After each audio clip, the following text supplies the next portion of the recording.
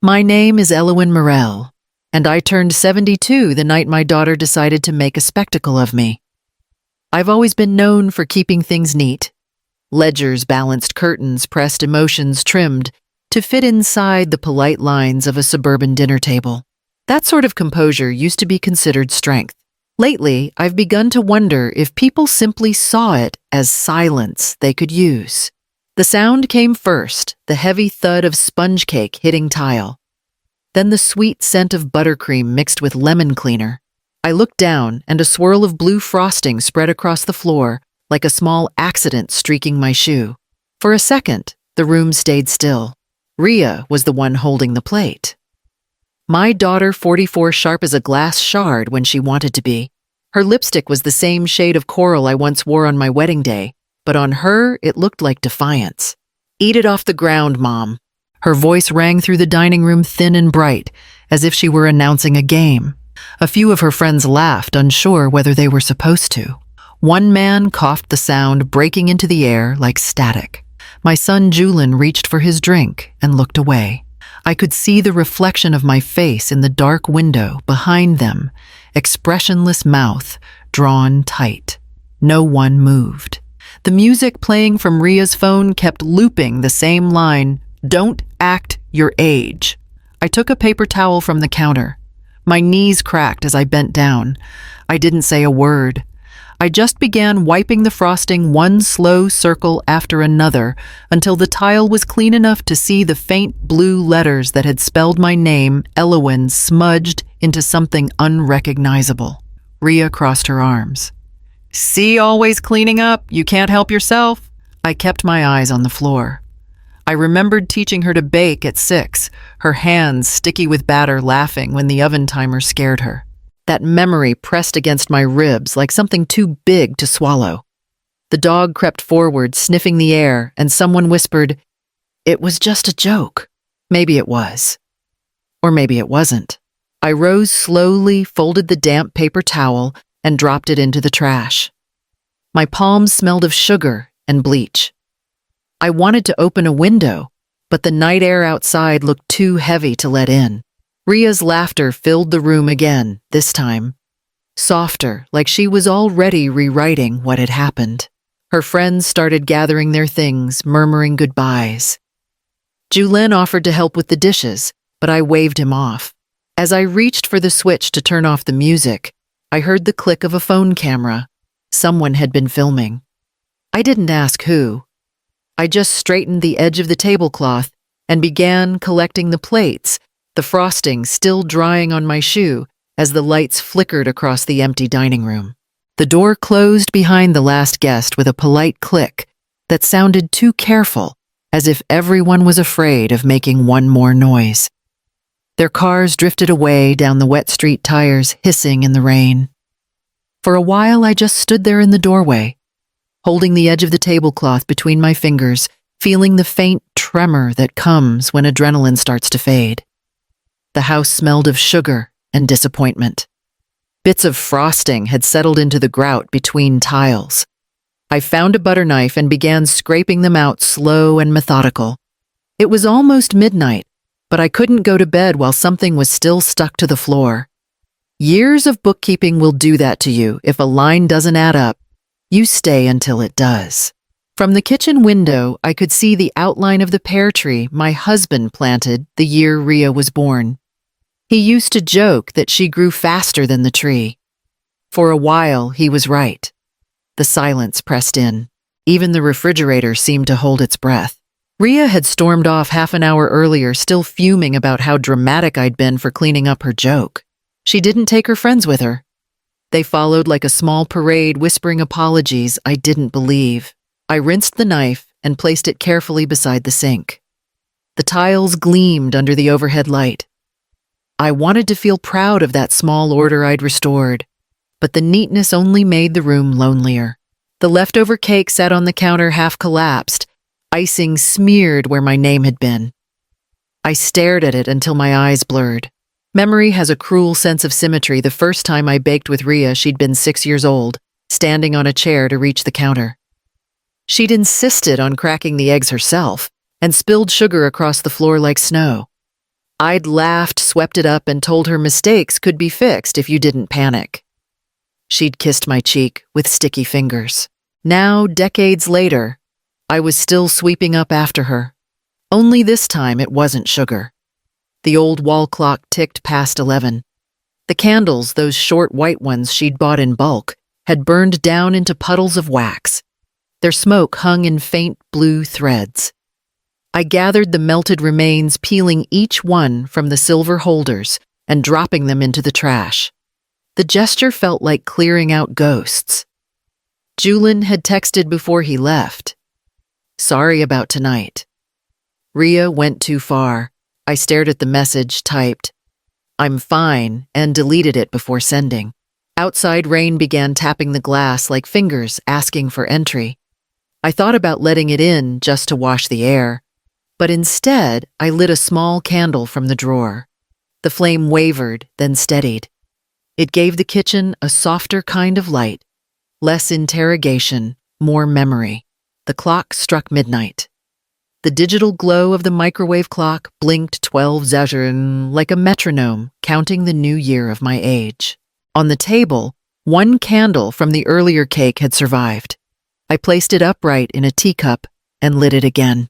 The small flame reflected in the window beside my face two versions of me looking back, the woman who taught her daughter to bake and the woman her daughter told to eat off the ground. The wax dripped onto porcelain. I watched it harden into pale rivers, silent proof that even something melted could keep its shape. When the candle burned low, I blew it out gently. The room went dim, scented with smoke and sugar. I whispered almost to the empty chair across from me, Happy birthday to me. Then I folded the napkins, stacked the plates, and turned off the light. The house exhaled as the last flame went out. The house had gone still, the kind of stillness that hums in your ears. I had just finished wiping the last streak of frosting from the counter when my phone buzzed against the table. One vibration, then another, then a third. The group chat family always lit up the screen. Ria's name appeared first. We've chosen to sever all contact. Stay away, Mom. This isn't healthy for any of us. I stared at the message until the words blurred. Chosen as if family were a contract she could cancel. The next notification came seconds later, a heart reaction from Julian.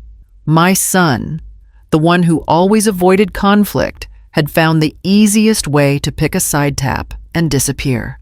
The phone's glow reflected off the glass of the dark window. Outside, the rain had stopped. Inside, something colder began settling in.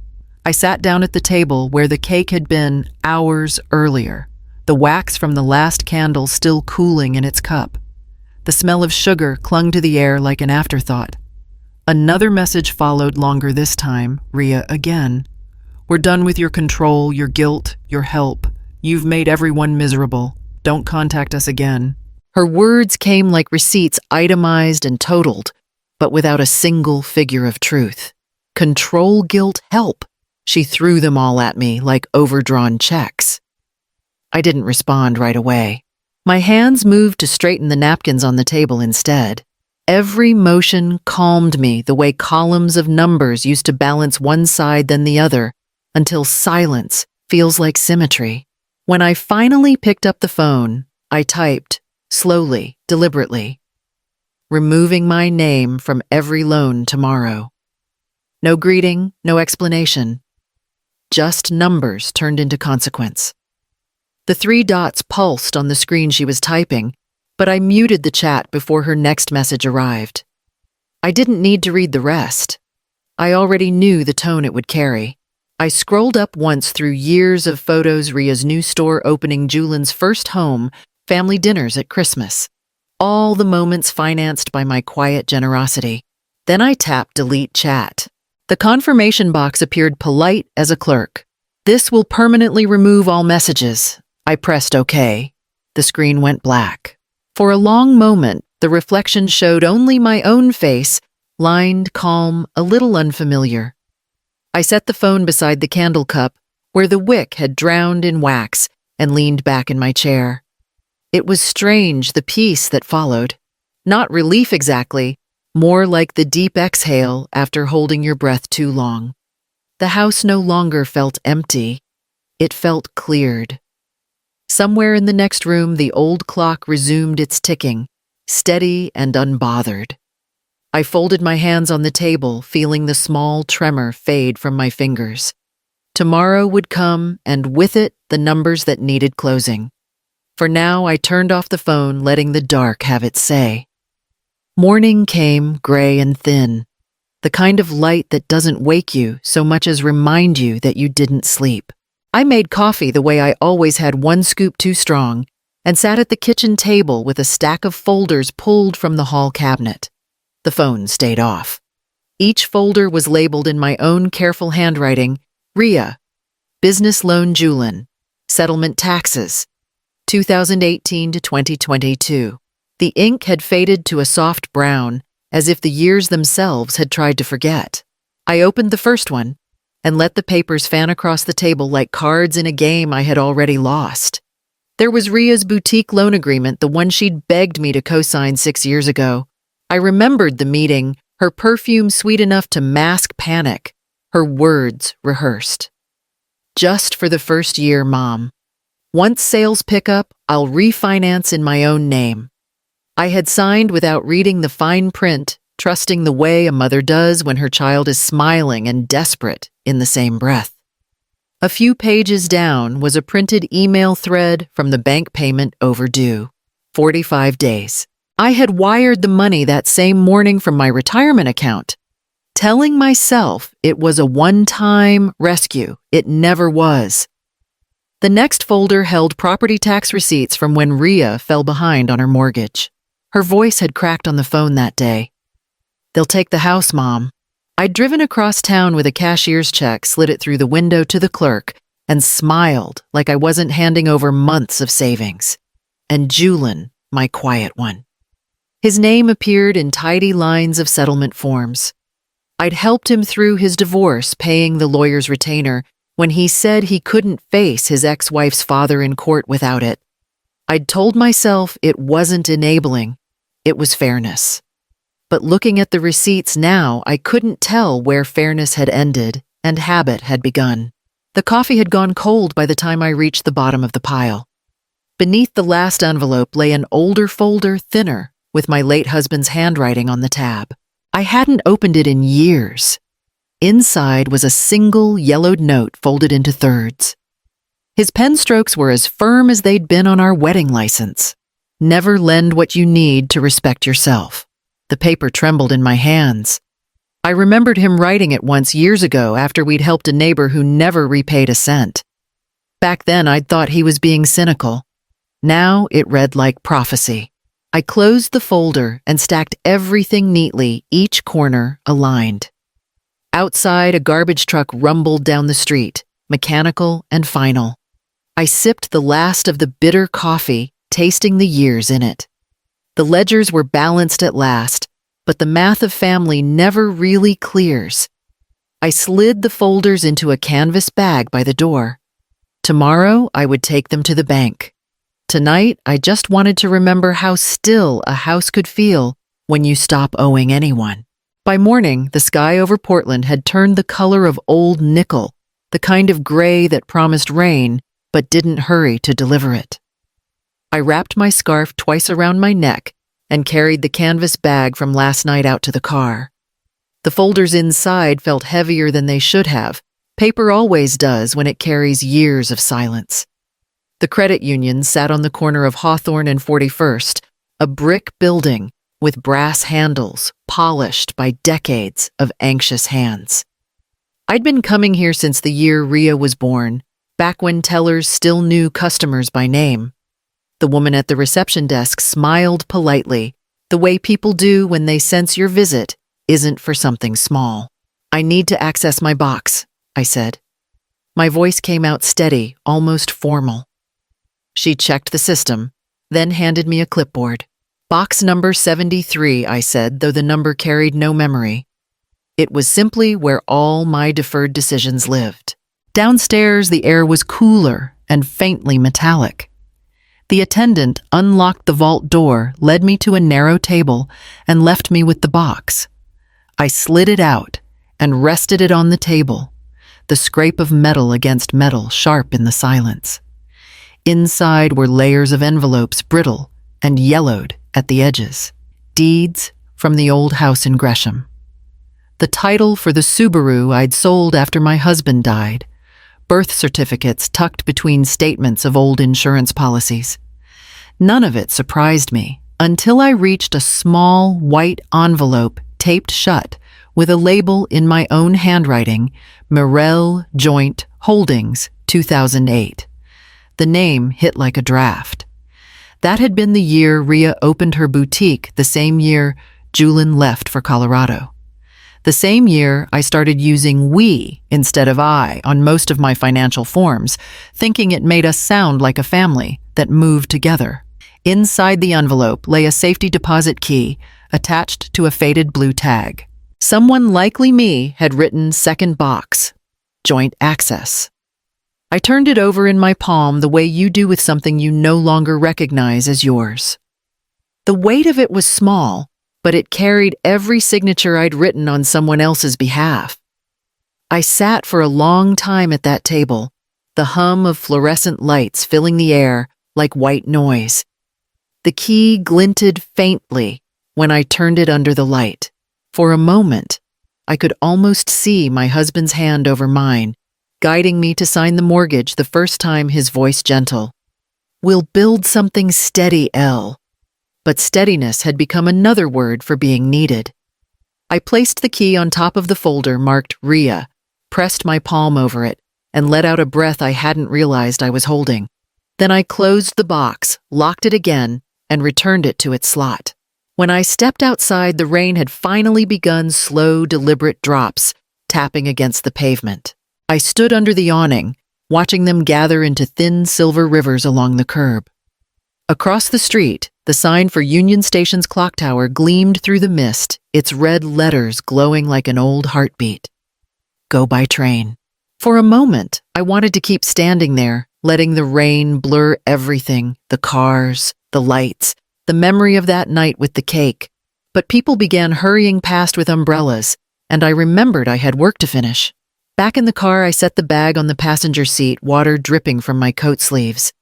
The faint scent of wet paper filled the cabin. I started the engine and glanced once more at the blue-tagged key resting on top of the folders. It looked harmless, almost pretty, like something you might hang on a charm bracelet. But I knew better.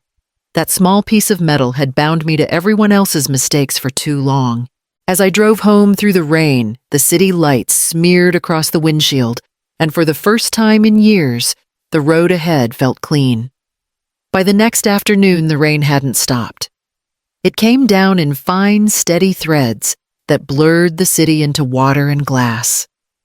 I parked near the county building, wiped my glasses with the edge of my sleeve, and took the canvas bag from the seat beside me. The folders inside had begun to curl at the corners, the ink smell faintly mixing with damp air. Inside the clerk's office, the line moved slowly. The walls hummed with fluorescent lights, and everyone looked as if they'd been waiting for something longer than paperwork. When it was finally my turn, I stepped to the counter and placed my forms in front of the clerk, a young woman with a tired kindness about it.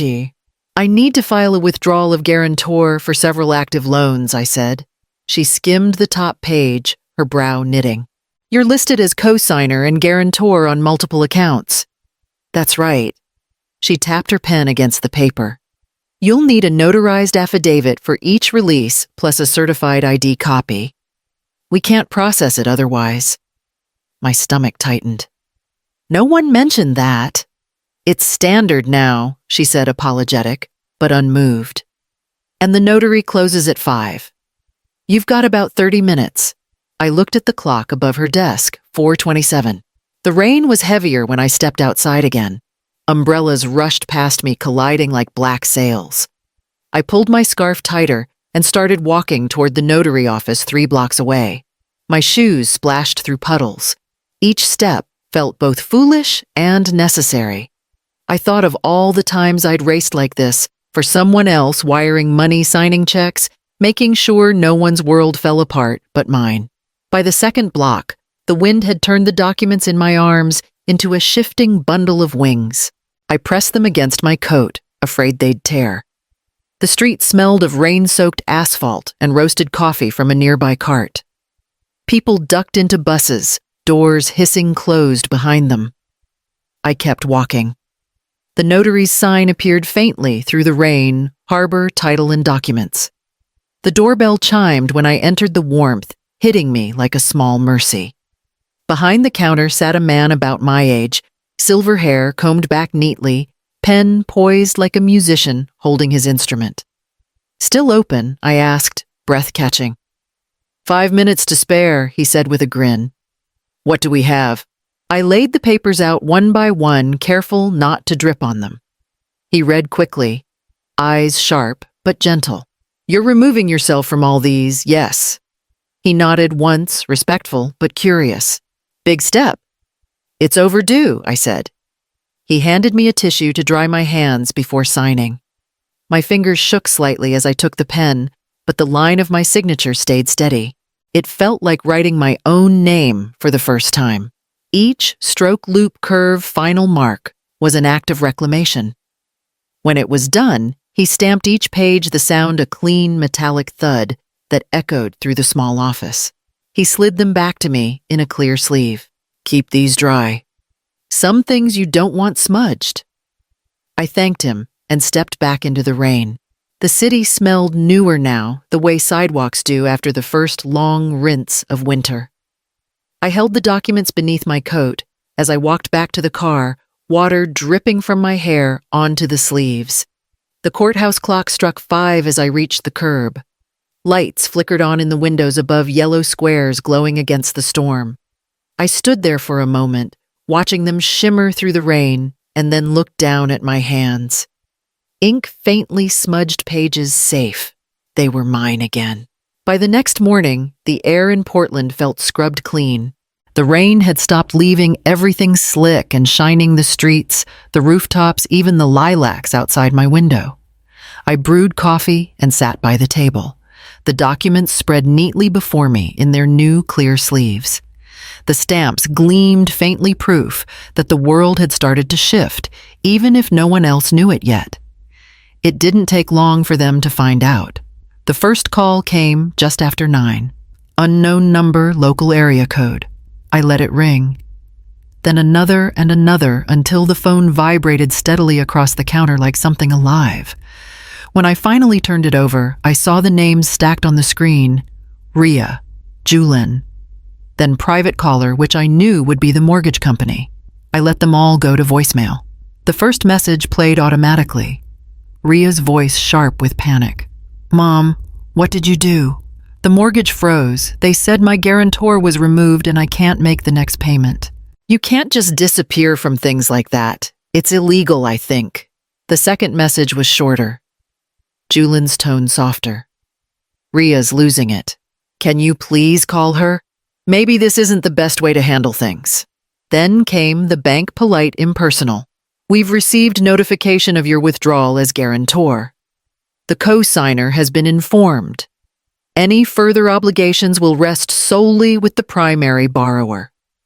I listened to each one once, then deleted them all. By noon, the texts started. You can't do this. We'll be ruined. Please undo it. We need to talk. You're not thinking clearly. I set the phone on the counter and turned it face down. The sound of the refrigerator filled the kitchen again, steady and indifferent. My cat Marnie jumped onto the chair beside me and circled once before settling into my lap, her fur still warm from the patch of sun near the window. Let it ring, I said softly, stroking the back of her neck. Let it ring. The quiet felt heavier now, not empty, but full, like a room waiting to see what would happen next. Somewhere in that silence, I heard the soft thud of independence, arriving the sound no one else recognizes until it's too late to stop it. I made another cup of coffee and watched the steam rise. Outside, the rain clouds were breaking apart over the Willamette, leaving pale streaks of light across the city.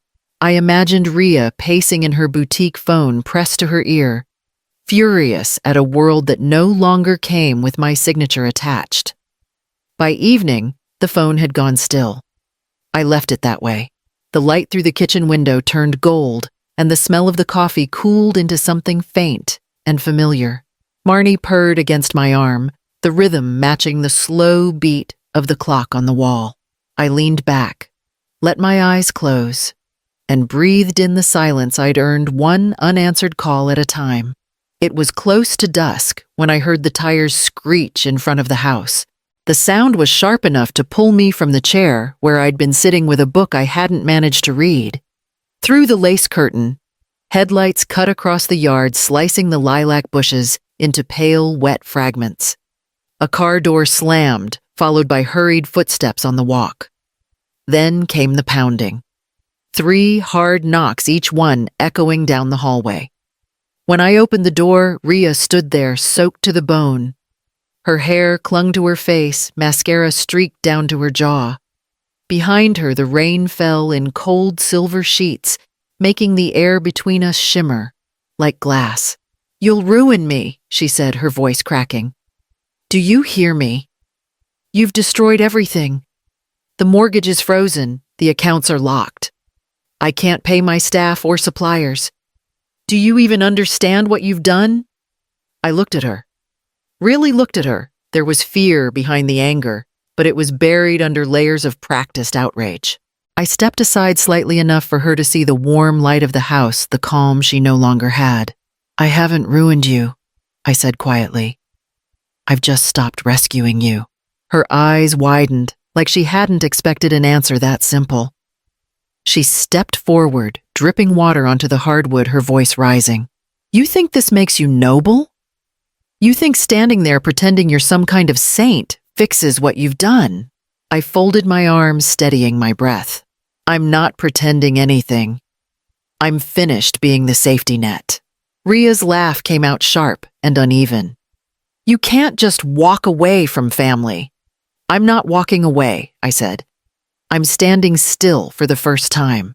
The rain grew louder behind her. She glanced around as if the neighbors might be watching, as if her humiliation needed an audience to exist. "You've always wanted control," she said bitterly. "You get to decide when to give, when to take away. You don't even know how to love without keeping score." Her words hit with a precision that only family can manage. I felt something inside me twist, but I didn't let it reach my face. Maybe I said, "But at least I've paid my own debts." She flinched, then turned toward the yard as if she might leave. But she didn't move. She gripped the doorframe instead, her knuckles white, the wood rattling under her hand. "You'll regret this," she said. "When it all falls apart, when you need us, don't expect anyone to pick up the phone." I met her eyes. "That's the point, Ria. I don't expect anyone to." For a moment, she just stared at me. Chest heaving, the rainwater pooling around her shoes. Then, without another word, she slapped the doorframe one sharp crack that sounded like punctuation and stormed down the steps. The car engine roared to life, tires spitting water, as she reversed too fast, taillights glowing red through the rain until they vanished into the street. I stood there a long time after she was gone. The smell of rain drifted inside clean and cold. My hand was still resting on the edge of the door, but when I tried to close it, I noticed it trembling. I pressed it against the wood until it steadied the chill seeping through my palm. The porch light flickered once before holding steady. I locked the door, turned off the lamp, and walked back through the quiet house. The echo of her footsteps faded with the rain, but the silence she left behind felt heavier, more deliberate, like a room that finally knew who it belonged to. 2 mornings later, Portland woke to a low mist that blurred everything beyond a few blocks. I sat by the window with my notebook open, the same one I used to record grocery lists and bank reminders. But lately, it had turned into something else, a private ledger for thoughts I hadn't said aloud. The lines were clean, the columns narrow like the ones I'd once kept for clients at the accounting office. Only now the entries weren't about dollars. They were about people. I wrote at the top of the page, RIA, Assets and Liabilities. Then I paused, ashamed of the coldness of it, and drew a single line through the words. Underneath, I wrote instead, I taught her numbers, not limits. The pen left a faint indentation on the paper, the kind that would show, even if you tore the page away. I stared at it for a long time. Somewhere in the neighborhood, a garbage truck rattled down the street, its beeping echoing off the houses like a reminder of everything that needed clearing. Across town, while I tried to make peace with my own handwriting, Ria was standing in the lobby of her apartment building, gripping her phone so tightly, her knuckles had gone white. You can't just evict me, she said to her landlord, a man in a beige sweater who kept glancing toward the clock above the door. I'm not evicting you, he said, patient, but firm. The system did. Your autopay bounced twice, and now the credit hold is active. It's out of my hands until your guarantor reinstates. Ria's breath came fast, fogging the glass between them. My mother, she's just confused. It's temporary. I'll fix it. The landlord shrugged, his sympathy practiced. You've got a week before the review notice goes out. I'd suggest calling your bank. When she stepped outside, the rain had started again, soft but relentless. She scrolled through her messages, all unanswered. Her fingers hovered over my name before she locked the screen and slipped the phone into her coat pocket. For the first time in years, she realized she didn't actually know where to turn. Back in my kitchen, I brewed tea instead of coffee, trying to replace habit with calm. The cat circled the chair leg and settled near my feet. I reached for the ledger again and flipped to a blank page. This time I listed no names, just a question. One that didn't belong to any column. How do you measure love when money has been its language for so long? I thought about Ria at 6 clutching a jar of coins we'd saved together for her first bike. She'd insisted on counting them nightly, the way I'd taught her stacks of quarters, even rows of dimes. Back then, it was a game of addition. Now it felt like subtraction had become the only rule we shared. The clock struck 10. A text buzzed on my phone, Julin. She's not well. Maybe just talk to her, please. I didn't reply, but I didn't delete it either. I closed the notebook, its cover soft with age, and looked out at the wet street. A delivery truck passed, spraying puddles against the curb. Somewhere beyond the city's damp skyline, my daughter was learning what it felt like to hold a life without collateral. The kettle clicked off behind me. I poured the tea, steady hands over rising steam. The room smelled faintly of bergamot and rain. Outside, the clouds were thinning light, trying to push through. For the first time, I didn't feel angry. I only hoped she would learn what the numbers had never taught her how to stand without a signature beside her name. The nights grew longer after that. Portland's winter has a way of turning everything inward, the streets, the sky, even the heart. I started waking up before dawn, the house too quiet to pretend it was sleep that had ended. I'd make tea, sit at the kitchen table, and let the pen find its way across paper before my mind had decided what I wanted to say. The first letter began with Ria's name written carefully at the top, the same way I used to label her school notebooks. The ink bled slightly where my hand trembled. You learn to borrow before you learn to apologize. The words looked cruel at first, but I didn't cross them out. They were true in a way that didn't accuse. They simply existed, like math. I wrote about the store she'd wanted so badly, about the night she called crying because her supplier had cut her off. I wrote that I hadn't minded helping, only that she had stopped saying thank you somewhere along the way. Then the pen stopped. There were no words left that didn't sound like history repeating itself. I folded the page twice, and tucked it into an unsealed envelope. The second letter was for Julin. That one came easier. You were always quiet, even as a boy. I mistook that for peace. I told him I knew how hard it was to stand between loyalty and truth. That I didn't blame him for pressing that small blue heart under Ria's message. People choose the side that shouts loudest. He'd only done what the family taught him to keep the peace by avoiding it. I paused halfway through to listen. The house creaked. The radiator hissed softly. The old clock kept steady time. Everything around me was functioning as it should. I was the only variable that had changed. By the time the letters were done, the horizon had begun to pale. I stacked the pages neatly and looked at the pile.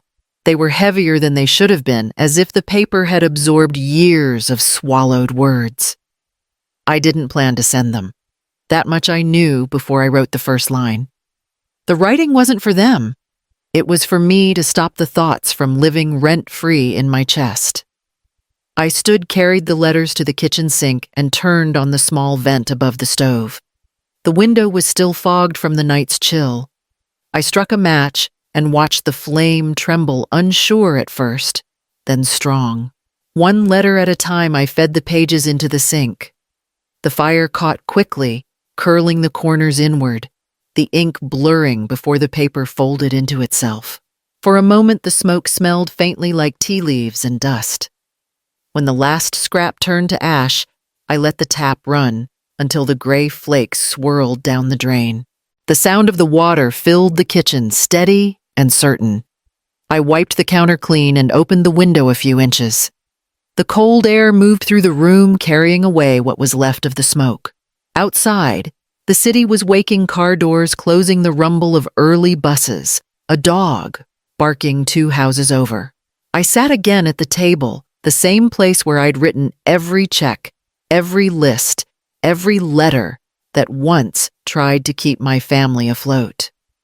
Now it was bare except for the teacup and the faint ring of moisture beneath it.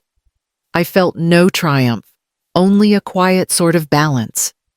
Words I hadn't said no longer hovered between us. They were gone clean as the sink, leaving only the sound of running water and the first thin line of daylight stretching across the kitchen floor. It had been almost a week since I'd burned the letters. The ash had long been rinsed down the drain, but the quiet it left behind still clung to the house like a thin mist. I kept busy sorting old files, watering the spider plant by the window, walking to the corner store for milk I didn't really need. That Tuesday, my phone buzzed with a message from a number I recognized but hadn't expected. Carla Trent, First Trust Bank. If you're free this afternoon, there's a coffee place near the river. My treat. I hesitated before typing back, yes. I didn't owe her anything, but I realized I wanted to see her. Maybe because she'd been there on the day when my hands were shaking, but my signature was steady. The cafe sat just off the Willamette, with wide windows overlooking the water.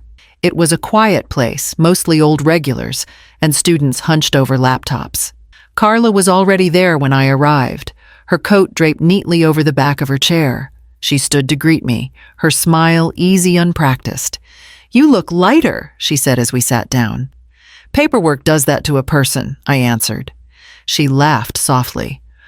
"Or maybe it's what the paperwork means." The waitress brought our coffee, hers black, mine, with a bit of cream.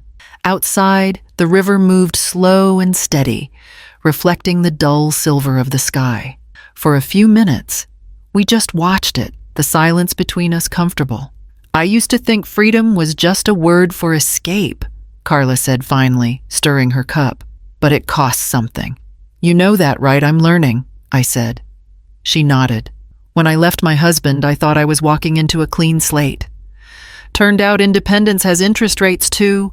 Loneliness, doubt, second-guessing everything you thought you were good at." Her tone wasn't bitter. It was the calm of someone who'd done the math and accepted the balance.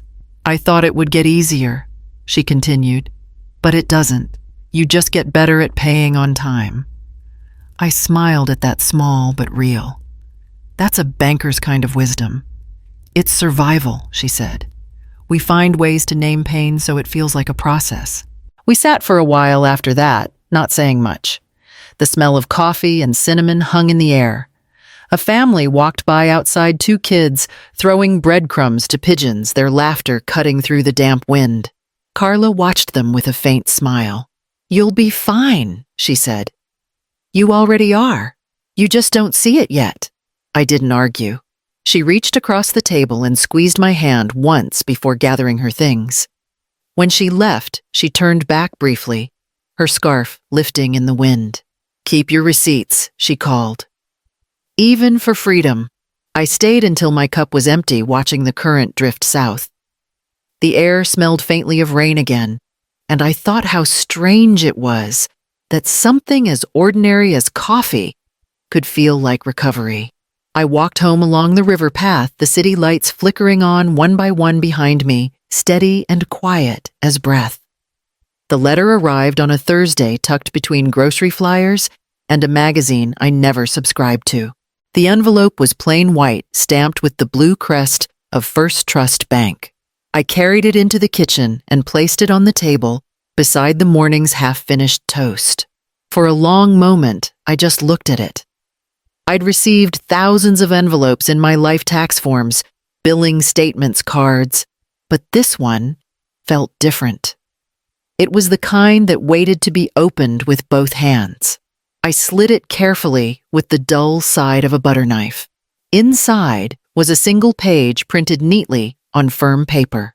"Dear Mrs. Morell, this letter confirms the successful removal of your guarantor status on all previously linked accounts. Remaining obligations have been transferred or closed in accordance with updated agreements. Please note that your credit score may reflect a temporary decrease due to closure of long-term accounts. This is a normal adjustment. Thank you for your prompt compliance and diligence throughout the process. Sincerely, Carla Trent, Account Services Officer, First Trust Bank." I read it twice. Once for the meaning, once for the sound. The official tone, so precise, so indifferent, still managed to feel like release. I traced the line about the temporary decrease with my thumb and smiled faintly. A small price to pay for breathing room. I folded the letter and placed it in the final folder labeled Morell Financial Closed Accounts. The neatness of it all calmed me. There was a rhythm to completion, a quiet authority that comes when every page has a home. I slid the folder into the cabinet, aligning it with the rest. The house felt different, lighter somehow. Maybe it was just me. The air no longer carried the hum of obligation. The phone sat silent on the counter. No notifications, no demands disguised as emergencies. I made tea and leaned against the counter while the kettle cooled. Through the window, a neighbor walked her dog under the pale winter sun. Everything outside moved at its own pace. The world hadn't changed because I signed a few papers, but my corner of it finally made sense. After lunch, I sat down with my laptop and checked my credit report out of habit. The number was lower by a handful of points, but steady. I watched the screen for a while, the cursor blinking like a heartbeat. For the first time in years, I didn't feel the need to fix it. I closed the laptop and returned to the kitchen table. On its surface lay a faint mark from the letter opener, just a tiny groove in the wood. I ran my finger over it and thought how even freedom leaves a trace, small but permanent. Outside, the rain began again, soft against the window. I let it play in the background while I washed the cup and dried it, the motions as deliberate as signatures. Then I placed the towel neatly on its hook and exhaled slow and deep, the way you do when a door finally closes and no one needs to knock again. My next birthday came quietly, as if the city had agreed not to mention it. Portland was caught between seasons, too cold for spring, too soft for winter. The morning light slid through the blinds in thin ribbons, dust, floating like tiny confetti that no one had thrown. I didn't make plans, not because there was no one to invite, but because I didn't need to perform celebration anymore. The phone stayed dark on the counter. The silence didn't ache the way it once had. It simply existed, a companion I'd finally learned to live beside. At noon, I walked to the bakery 2 blocks down, the one that always smelled faintly of vanilla and rain. The girl behind the counter, no older than 20, smiled when she saw me studying the glass case. "Special occasion?" she asked, voice soft but curious. "Just a small one," I said. "1 cupcake, please." the lemon kind. She placed it carefully in a paper box, tying it with white string. I carried it home like something fragile. The kitchen felt brighter than usual when I set the box down. I opened it slowly. One perfect cupcake, pale yellow frosting, spiraled like a seashell. I found a single candle in the drawer left over from years past, bent slightly at the base, but still good enough. When I pressed it into the frosting and lit it, the tiny flame flickered once, steadying in the still air. For a long time, I just watched it burn. The reflection of the candlelight shimmered against the window pane, small but defiant. The cat jumped onto the chair across from me and settled there, tail curled around her paws, eyes half closed, as if she too was keeping vigil. I picked up my pen and opened the old ledger notebook, the same one that had held so many calculations, apologies, and plans. On a clean page, I wrote, "Some candles burn quieter than forgiveness." The sentence sat neatly on the line, neither bitter nor sentimental. It felt like something that had always been true, only now I had language for it. When the flame finally leaned and melted the wax, I blew it out with a slow breath. The smoke curled upward, gray and tender, dissolving before it reached the ceiling. I ate the cupcake with a small fork, each bite deliberate. The lemon was tart, the frosting soft, a taste that pulled memories forward. Birthday parties with paper hats. Ria's laughter when she was small.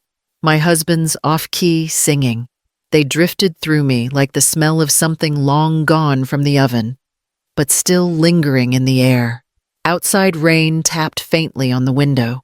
I watched the drops slide down the glass tracing paths that met and parted again. Then just as I finished the last bite, the rain slowed. The clouds thinned, and a shaft of sunlight touched the edge of the table, bright enough to glint off the silver fork.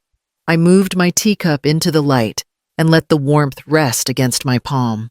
There was no applause, no voice to say happy birthday, and yet the moment felt full whole in a way that didn't need witnesses.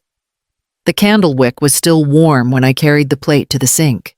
I rinsed it clean, set it to dry, and stood for a moment in the doorway, the soft sunlight spreading across the empty table, filling the room as if it had always belonged there.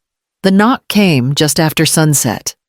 3 hesitant taps that didn't sound like anger this time.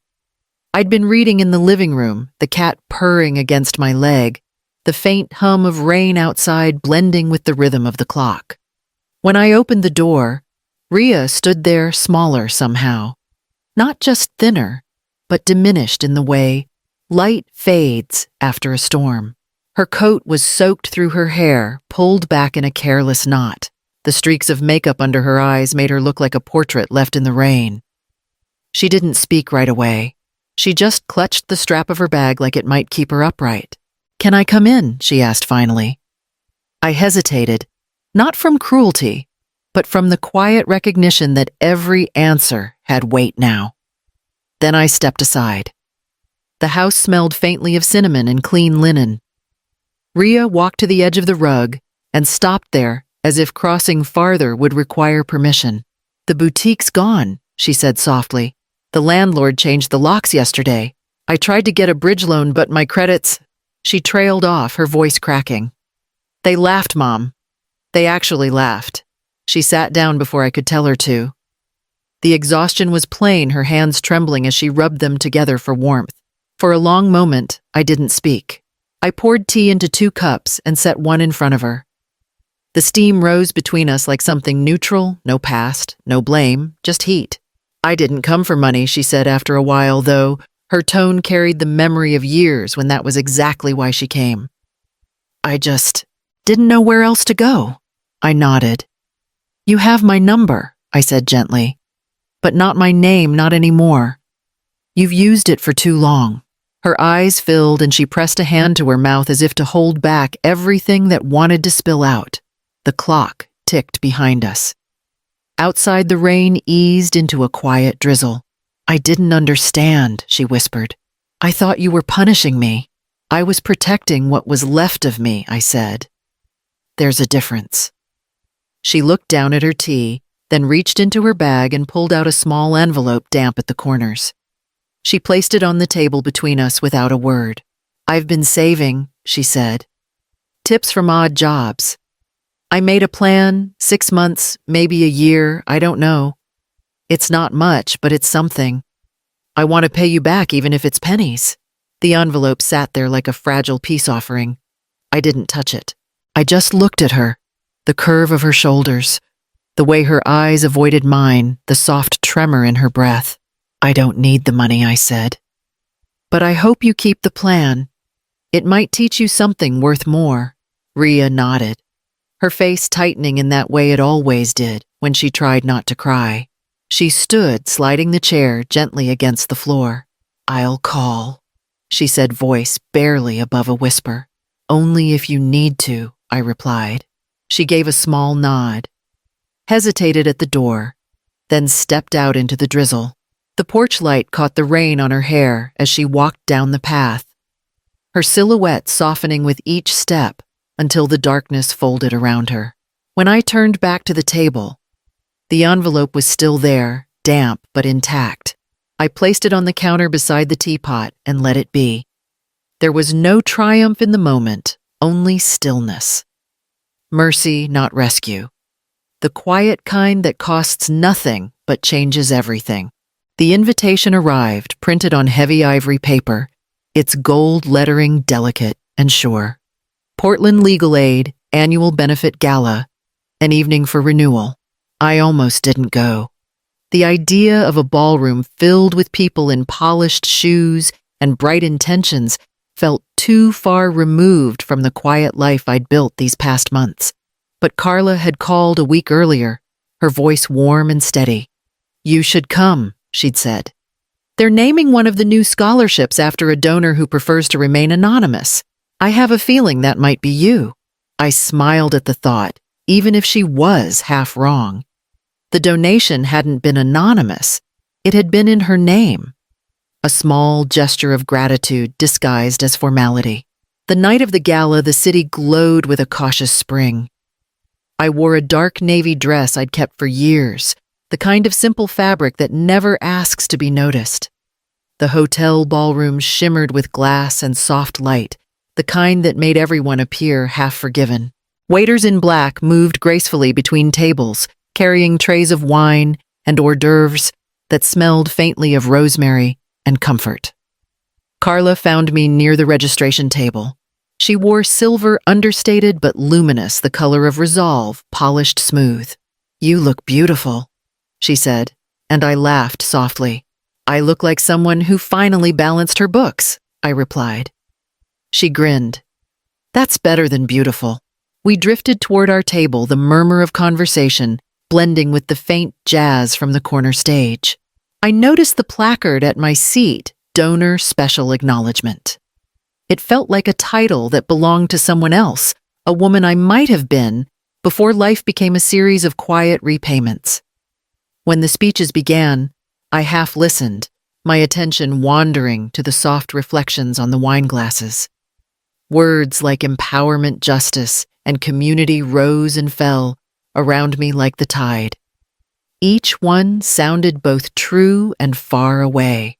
Then from the corner of my eye, I saw a familiar movement. A tray lifted a strand of hair tucked behind an ear. My heart stilled for a beat. Across the room, serving the next table, was Rhea. She wore a white catering jacket too big for her shoulders, the sleeves rolled up to the elbows. Her hair was pulled back neatly, but a few strands had escaped, softening her face. She moved carefully, the way people do when they've learned that grace isn't free. For a long moment, I didn't move. Carla followed my gaze, her expression quieting. Is that? She began. Yes, I said. Rhea turned slightly, adjusting a tray of glasses, and her eyes caught mine across the room. The recognition was instant, no surprise, no panic. Just a pause long enough for something wordless to pass between us. She didn't look away, neither did I. The music swelled softly behind us, a low hum of strings and light percussion. Around us, the evening continued. People clinking glasses, laughter at each table, a toast rising from the podium. Yet for a brief, suspended second, there was only that distance between us, small but measured in years. I nodded once. She mirrored it almost imperceptibly. Then she turned to serve the next table, her movements precise, steady, unhurried. Carla's hand found mine beneath the tablecloth, a gentle press, the kind that doesn't ask questions. Full circle, she murmured.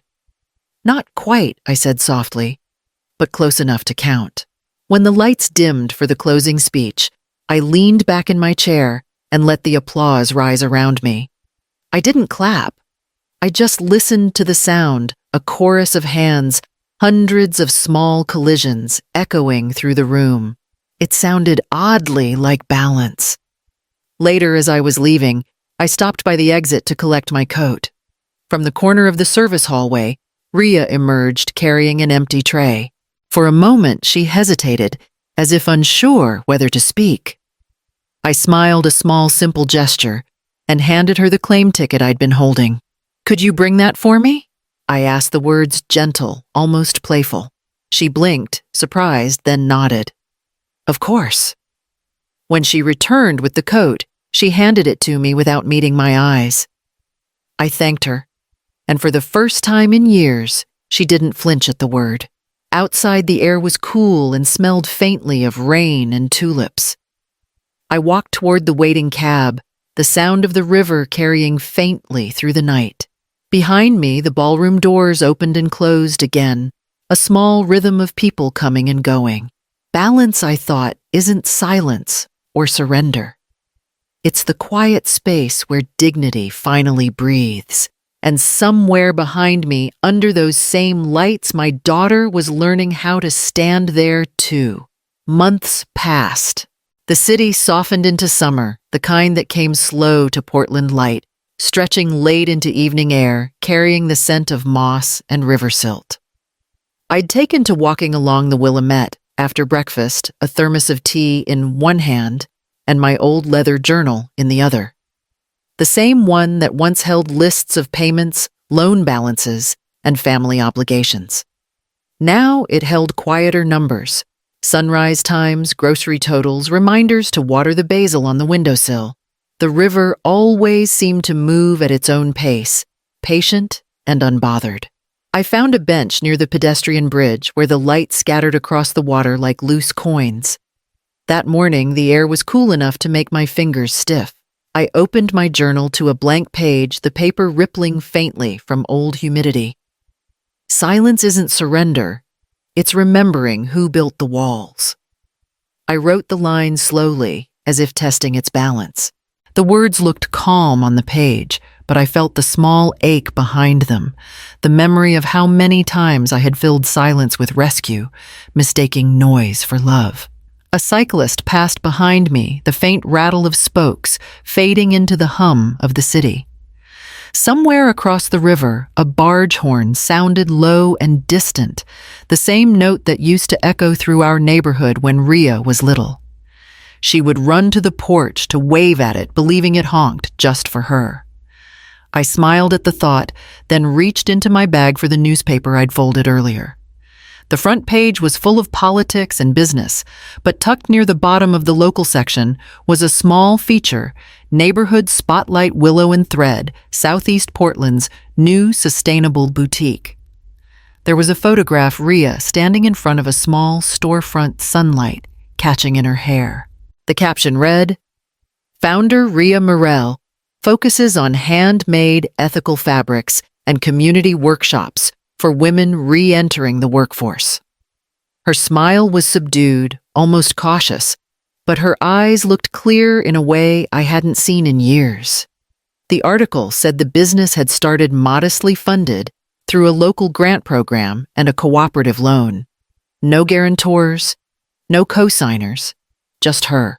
I traced the edge of her picture with my thumb, careful not to smudge the ink. Something quiet settled in my chest. Not pride, exactly. Not forgiveness, either, but a kind of equilibrium. She had built something on her own. That was enough. The river caught a shift of sunlight, then its surface turning from gray to bright silver. I leaned back on the bench, feeling the warmth creep across my shoulders. Carla called once a month now, always from her office. She liked to check in, though our conversations had become less about finances and more about living recipes, books the best walking paths when the weather held. Last week, she'd said, "You sound different, Elowen." Like someone who finally closed a chapter. I did. I told her. In ink, not in words, and it was true. There had been no reconciliation dinner, no teary speech or ribbon-tied apology.